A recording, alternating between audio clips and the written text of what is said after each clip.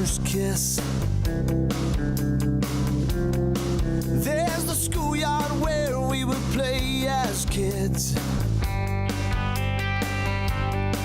We pulled arrowheads out of Hogtown Creek. And when the cops came around, we'd all hide our drinks. Where I come from, it's a little like heaven, and I can't stay gone too long. Where I come from, where I come from, yeah. Hello, I'm Alachua County Manager Michele Lieberman, and I'm honored to report on Alachua County government's accomplishments, goals, and challenges. For more than a year, the pandemic has challenged our community. My heart goes out to those that have dealt with severe illness, the loss of loved ones, and economic hardship. While navigating this unprecedented challenge, our residents' welfare has been at the forefront of all of our decisions. During a state of emergency, counties are called on to lead the local response. The County Commission and county employees were up to this challenge. I'm grateful for the tireless efforts of county employees in both the pandemic response and in keeping the everyday essential functions and services of the county running well. I'm also grateful for our community partners, including the State Department of Health in Alachua County, UF Health, our hospitals, our cities, the constitutional officers, law enforcement, nonprofits, and many others who work closely with the county to assist in this emergency effort. Most importantly, I want to thank our citizens for doing their part in following safety precautions, getting vaccinated, and keeping each other safe. This community's COVID-19 response demonstrated resoundingly that we are better together. The importance of being better together took center stage with the arrival of over $46 million in federal CARES Act funding. In addition to using CARES dollars to assist in our direct emergency efforts, the county distributed the majority of these funds to our residents, businesses, and community partners to support their needs and actions. Over $20 million was distributed directly to individuals in need. Over $2.7 million went to businesses hit hard by COVID. Over $6.6 million went to other government entities, including over $2 million to our partners at the City of Gainesville. Over $2.3 million went to local not-for-profit organizations providing direct service to residents. While this report deals mainly with external services provided directly to citizens, I want to take a moment to recognize our internal services personnel. The staff in Information and Telecom Services, Budget and Fiscal Services, Human Resources, Communications, Equal Opportunity, and Emergency Management are the behind-the-scenes heroes that support everything we do. During COVID, these employees have been integral in dealing with the emergency response in areas such as the CARES Act administration, COVID health and safety policies, emergency management response, the Community Resource Portal, the COVID-19 Recovery Dashboard, enhanced translation services, emergency purchasing and procurement, and so much more. I also want to acknowledge the exemplary work of our County Attorney's Office. Alachua County Attorney Sylvia Torres, her attorneys, and her administrative staff have had a productive and eventful year. Throughout the pandemic, they drafted emergency orders critical to the welfare of our residents. When some challenged our orders, they successfully litigated these challenges. They provided legal support for the CARES Act and other relief funding, defended the Commission's decision to permit more dense development in the urban cluster, supported the Land Conservation Division in acquiring thousands of acres of new conservation land, and will continue to provide support to Union County in regards to the phosphate mining matter. Amid this pandemic, I'm pleased to report that many of our transformational projects continue to progress. The Agricultural and Equestrian Center in Newberry is up and running. This project is an extraordinary partnership with the Newberry City Commission and UF-IFAS. We cut the ribbon on the arena, and other improvements continue, including the new Alachua County UF-IFAS Cooperative Extension Building. The Alachua County Regional Sports Center is making significant progress. Private partnership dollars and the bed tax, paid by visitors to the county, are the funding sources for this transformational project. This project will generate over 1,000 jobs. Annually, it will generate $77 million in economic activity, over 100,000 hotel room nights, and over $12 million in tax revenues for our community. Through the efforts of Senator Perry and Representative Clemens, the state legislature allocated $2.32 million for the center. The dream that began with the purchase of Camp McConnell has now come to fruition with the opening of Cuskawilla Nature Park and Retreat. Hundreds of Alachua County children will be attending camp this summer. Thanks to a grant from the Alachua County Children's Trust and the fantastic fundraising efforts of the Friends of Cuskawilla, we have waived all fees for this year's camp. Now I will shine a light on my department and division leaders to report on their respective areas.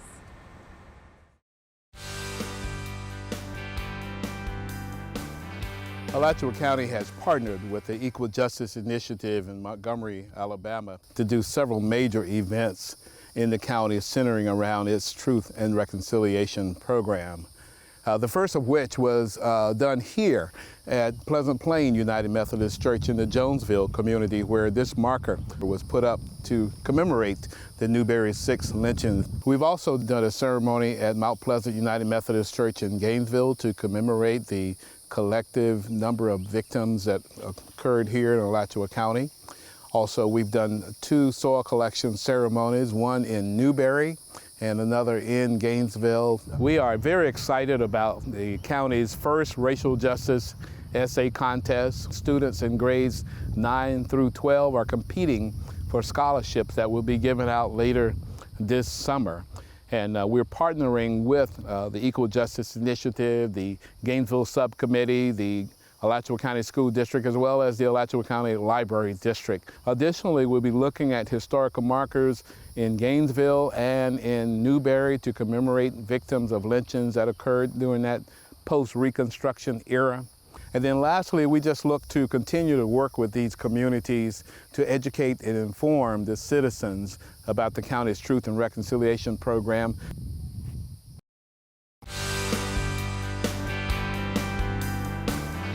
On January 1st of 2020, Alachua County Fire Rescue placed into service its 14th 24-hour rescue unit. This advanced life support resource was placed on the east side of Gainesville, where we had challenges in response times. We were able to place this rescue unit along with Rescue 3 to Taka Charlie and relocate both units to have them stationed in a location together. It's really provided a wonderful place for them to respond from and to provide and to meet the needs of the citizens on the east side of Gainesville. We were able to place into service our community health team, where we address the needs of those individuals who oftentimes are homebound or have very limited access to health care. Alachua County Fire Rescue played a number of roles in the COVID-19 pandemic. Our emergency management team developed a plan so that we could communicate with each other in an effective and efficient manner to have a virtual emergency operations center. In 2021, I hope to break ground on 2 new fire stations that would replace existing fire stations. Station 80 would move farther out west along Southwest 24th Avenue, where we have already purchased property. Additionally, the station located in Alachua, we call it our Station 21, will be relocated farther northwest towards the interstate, which will help us address the problem of an increasing call load in that area. One of the biggest challenges for public safety, and one of my greatest concerns, of course, is a reliable radio system. Whether that radio system is through GRUCOM, where we can establish a long-term partnership relationship with them, or whether it's a county-wide radio system, I want to make sure that our men and women of fire rescue services have that reliable, resilient radio system to ensure that they can deliver to the citizens of Alachua County.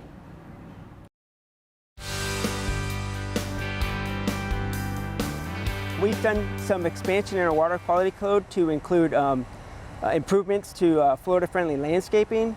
We did a fertilizer ordinance as well that applies to strictly to applying to a certain area and time of the year. We actually received a grant for $135,000 through the Florida Department of Environmental Protection. And what we did there was an education campaign to really get the word out about the impacts of fertilizer on our water supply. Irrigation design standards were also implemented to be countywide as well. We've actually assisted 135 property owners with the turf swap program. It's actually been in effect for several years. We've saved millions of gallons of water through that process. The petroleum program doesn't get a lot of publicity often, and it's because they do such a great job of closing these sites out. We closed out 33 sites over the last 2 years in a 10-county region. So when we talk about our petroleum program, we're not just talking about Alachua County. Back in November 2020, we had a ballot initiative that the citizens approved with, I think, a 71% voter approval. And what that ballot initiative requested was that we protect natural resources throughout the county. So what we're doing, hopefully this year, is we're drafting an ordinance. We're going to bring it back to the board. And if it gets approved, it will set out the standards to protect those resources countywide.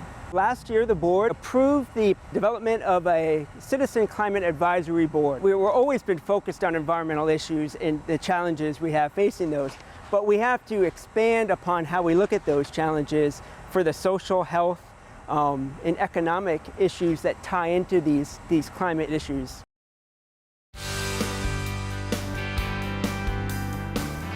The focus of our department this year has been working to do whatever we can to mitigate the impacts of the pandemic on the tourism community. During this time, we launched the Partner Connection, which is our new industry-focused newsletter to share accurate, timely statistical analysis to our lodging partners and hotels.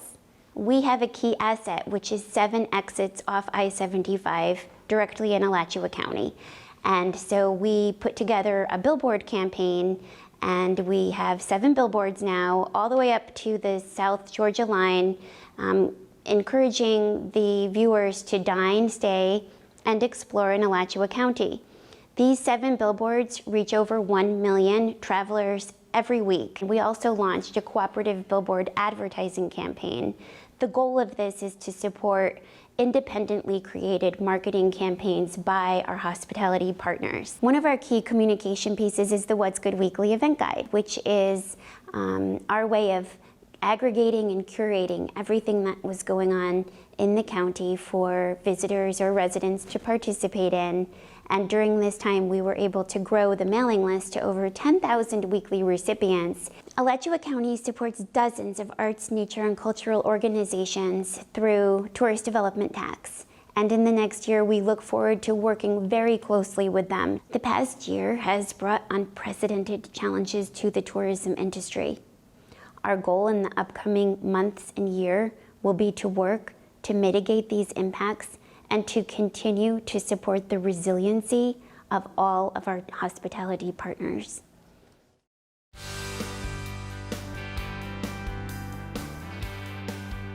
We finished the Lake Alto improvements, which included a new dock, new ADA access sidewalks, some picnic table upgrades, a new playground, and then we'll be completed with a new restroom coming in by the end of the year.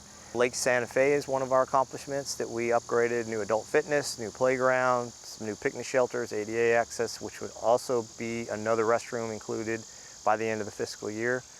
And then another accomplishment that we have is our school park upgrades, which is, you can see a new playground behind me, adult fitness, dog park amenities, new trash cans, picnic tables, shade shelters, improved walking trails. Another accomplishment was we successfully launched our first summer camp at Cuskawilla last week, and we're looking forward to a long, successful journey in that process. A goal that we have is to redesign our website, department website, to make it easier for the public to access, and then fully reopen Cuskawilla to the public by January of 2022. So it will be closed during the fall after summer camps to finalize some parking improvements, and so we hope to have that open by January. And one of the biggest challenges is working through the logistical processes of launching our overnight summer camps next year, and some of the legal items and things that we need to work through of having overnight staff and kids on property, and some of those challenges that we'll have to work through. Over the last couple of years, we have definitely adapted to the COVID-19 pandemic. We stayed open for road and bridge maintenance units. We adapted the schedules to be able to allow for safe work environment for our workers, but at the same time, we did keep up with mowing and grading and other major activities. In addition to that, we also completed the Tower Road construction from Southwest 8th Avenue to Newberry Road, and also from West University Avenue, Tower Road to the east end. We were the first county in Florida that finished our local road safety plan, which was something that was mandated by Federal Highway Administration and Florida Department of Transportation. As far as stormwater, we installed permanent discharge piping on areas that were known for flooding. These areas include Sunningdale, Hayes Glen, Robin Lane, and what is also known as the Red Lobster Basin. For this year and the future year, our goals are very simple. We want to produce more in-house design, and towards that effect, the board for current year approved actually a senior CAD designer position. Another large project that has been going on for about 3 years is the 8th Avenue connector, and that will be completed in a couple of months, and that will complement the 8th Avenue extension. This project is through disadvantaged areas like the Swag Preservation District, and it'll be great for the neighborhood and the community. Our biggest challenge is funding. We have more roadways than funding available to do the capital projects that are required.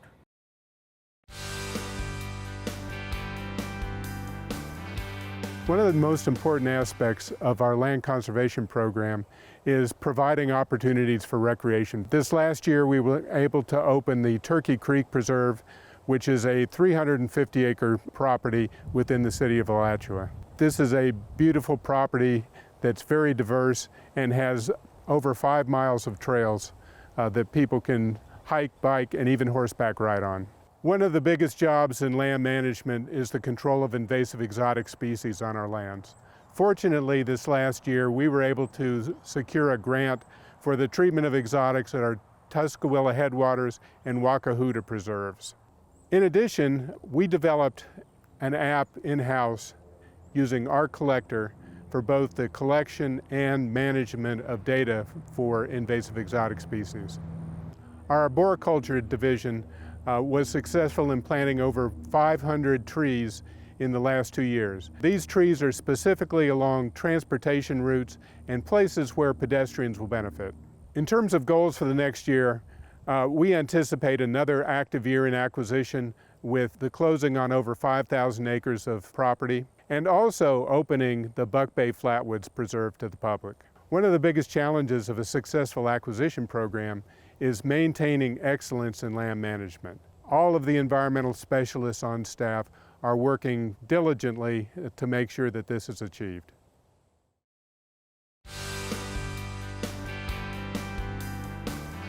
In December of 2019, we celebrated the 50th anniversary of the founding of the Alachua County Crisis Center. In 2020, Congress passed the National Suicide Hotline Designation Act, which creates 988 as the National Suicide and Mental Health Crisis Line. Our Alachua County Crisis Center has been actively involved in the planning efforts to date and will continue to work with centers across the state to plan how this will be implemented. Both the Alachua County Crisis Center and the Victim Services Rape Crisis Counseling Center are available to citizens 24 hours a day, 7 days a week. They are staffed by both volunteers as well as our county staff. During the last year, the county was awarded a grant from the Office of Victims of Crime targeted to hiring bilingual staff. This grant is particularly important as cultural issues, citizenship, and language barriers can often prevent someone from accessing services when they have been a victim of a crime. One of our major accomplishments during the past 2 years was the implementation of a permanent supportive housing program. During the first 6 weeks of the program, we actually housed 22 individuals. In March 2020, the critical information line was activated, and we had staff and volunteers responding to the needs of citizens as questions arose. We had over 6,000 calls with as many as 200 calls a day. Staff were also able to provide support to residents who were experiencing stressful situations related to the pandemic. The Division of Social Services continues to provide short-term financial assistance to those at a time of crisis.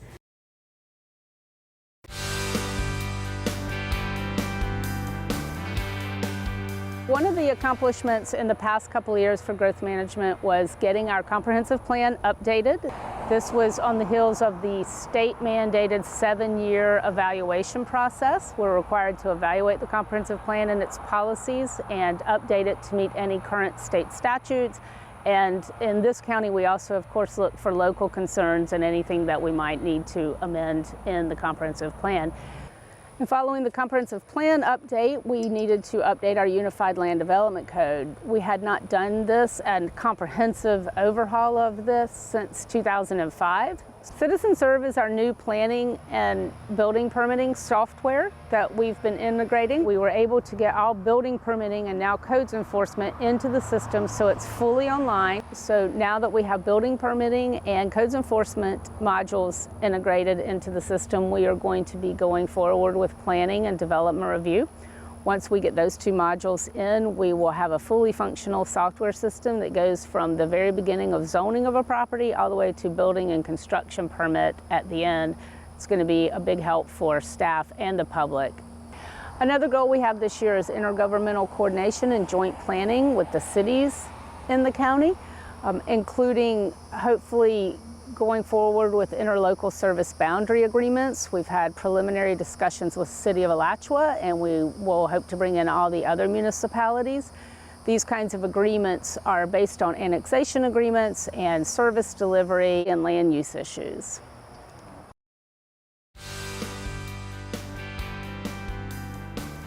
One of our major accomplishments last year, just like for most county departments, was the ability to keep our operations going in the middle of the pandemic.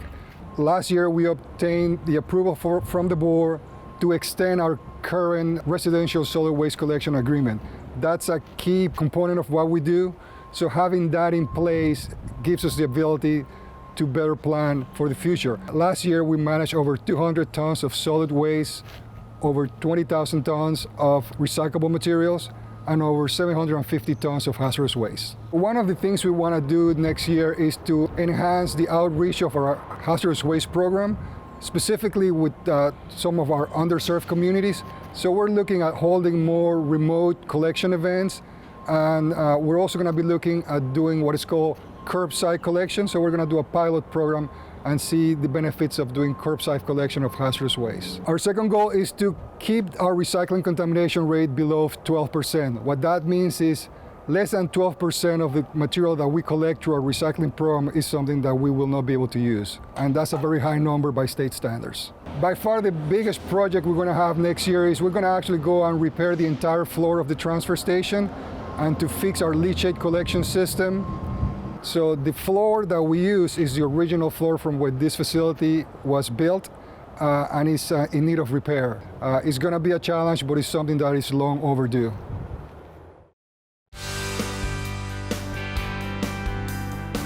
I want to share with you a few accomplishments, a couple of goals, and one of the challenges our organization is facing moving forward. We've accomplished accreditation through the National Association for Pretrial Services Administration. Essentially, we are engaging in best practices in the field of pretrial. Also, we've implemented a jail population management program, which focuses on the sickest of the inmates, and also inmates with mental health needs who need treatment outside the Alachua County Jail through what is called compassionate release. We also implemented a COVID plan to execute our mission through the use of teleconferencing and Zoom. Additionally, over 1,000 of our clients enrolled in community service program have completed over 25,000 court-ordered community service hours at 139 different locations within our county.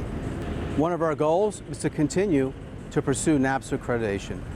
And we also want to pursue accreditation with the Florida Corrections Accreditation Commission. We also want to address community concerns involving criminal justice reform, locally and nationally, involving risk assessments and bonds. Finally, as a director, I am committed to accomplishing our goals, remaining accountable, and ensuring public safety. Just a little over a year ago, we were faced with a pandemic which required us to respond as an organization in the cleaning industry. And so we reached out to the big players, the ISSA, the International Sanitation Supply Organization, as well as the U.S. Center for Disease and Control and Prevention, CDC, who was able to assist us with, one, getting the material and supplies that were being scarce at that time, the PPE, the protective masks, the shields, the material that we used to clean with, the hand sanitizer, the disinfectant, the sterilization, all the material of that was very, very short at that time. They were able to help us break that chain, and we were one of the first counties to get the material in and start cleaning in our building. We all engaged into the GBAC, the Global Bio-Risk Advisory Council for Assistance to train employees, and we were awarded one of the grants, and we trained a number of our employees to sanitize, disinfect, and clean buildings through a certification program. There are a host of different models that they're using out there to help combat the spread of COVID-19. We selected the ionization unit, which was involved with the installation of equipment in our air conditioning units and our air handlers, which served the purpose of breaking down any bacteria that would come through the air conditioning unit, making our county health department building much safer and more environmentally sound. I think we're going to see a lot of challenges. One is we want to ensure that we continue to provide cleaning in the buildings so that our customers as well as our employees will feel safe about returning to work.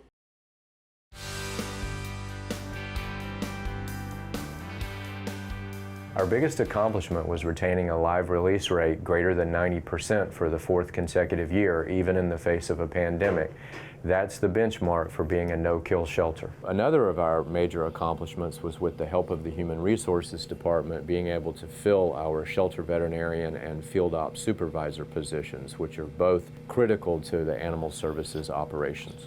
We took in and cared for 2,663 lost, homeless, abused, and abandoned animals in 2020. We also responded to approximately 9,500 calls for field services in 2020. Our biggest goal for this year is to work with our facilities department to remove the no longer needed incinerator and smokestack and install covers over the outside portions of our dog kennels.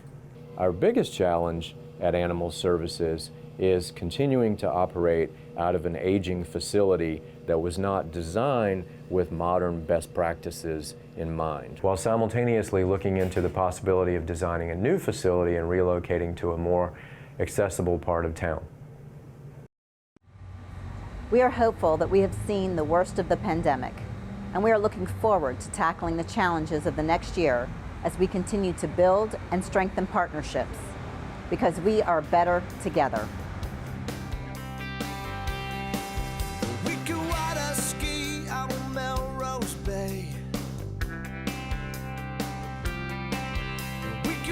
Flip-flops on Christmas Day.